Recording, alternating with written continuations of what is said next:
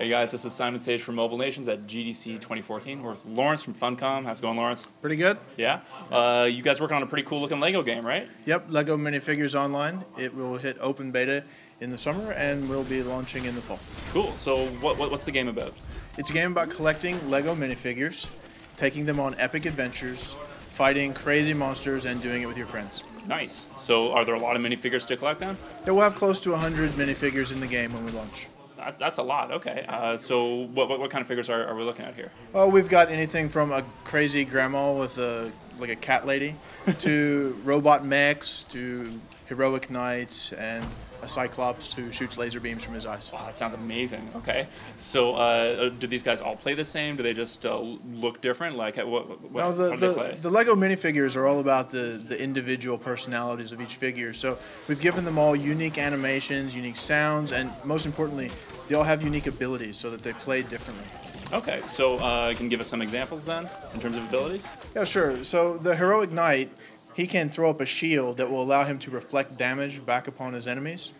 Whereas the ice skater, she starts spinning, and as she spins, she creates ice on the ground, which will trip up enemies and do damage to them. The waiter, he carries his trays very proper, but every now and then he gets offended, so he starts slapping people. He throws his tray in the air, slaps, catches the tray, doesn't spill a drop. Of course. And then he's also got his bottle of juice, very important. It's juice, not wine. This is for children. And he can spray the juice all over the place. Wow. And it gets in the eyes of the enemies and does bad things to them. Cool. So what kind of enemies are we looking at here? We got a lot of different settings? Well, we have different themed worlds. So we have the pirate world, and we have the medieval world. We have space. So in pirate, you're fighting kind of ghost pirates. But you've also got some tigers and some funny little monkeys that will attack you.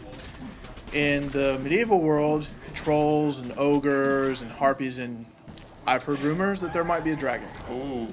Yeah. That's pretty cool.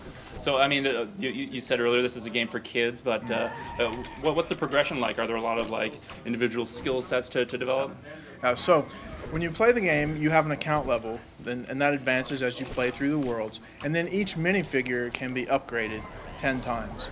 And through upgrading the minifigures, they get more powerful. You have some choices to make. You can steer them more towards being more aggressive or offensive or defensive, or being more creative, which will allow them to build things. They build different things, build faster, and building will play a key part in defeating a lot of the bosses. Oh, really? So it's always a good idea to have a creative minifigure in your team. So what kind of stuff are you building in game then? Well, for example, when you're fighting Crikey the Kraken, he's a giant kraken. He has tentacles he tries to hit you with. There are traps you can build, and what you really want to do is trick him into landing his tentacles on the traps. It does a lot of damage to him.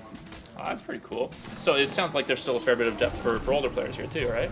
Yeah, the target audience is primarily the Lego fans, kind of around 7 to 12, which is the target audience for the product. But it's very important to us that we provide that depth that the older gamers would like, and also for the parents, because we really want this to be a game that parents enjoy playing with their kids. Sure. So can you talk to us a little bit about how much this is going to cost when it's coming out, that sort of stuff? Now, the game will be free to play, and it will go into an open beta on the PC in the early summer, and then it will launch in the fall. Okay. What about mobile, Android, iOS? Yep, so we are planning to support both Android and iOS, and that will launch more towards the fall. And that will be full crossplay. So whether you're playing on an Android device, an iOS device, or on a PC, you all connect to the same servers, and all of those players will play together. Which means that you could, for me, I commute on a train every day. I could play on my iOS device on my way into work, and then when I get home, log in from my computer and continue my adventure there. Nice, nice. So that's Lego Minifigures Online. It's coming soon. We're looking forward to it. Thanks a lot, Lawrence. Yep, thank you. And we got lots more from GDC 2014. Stick around.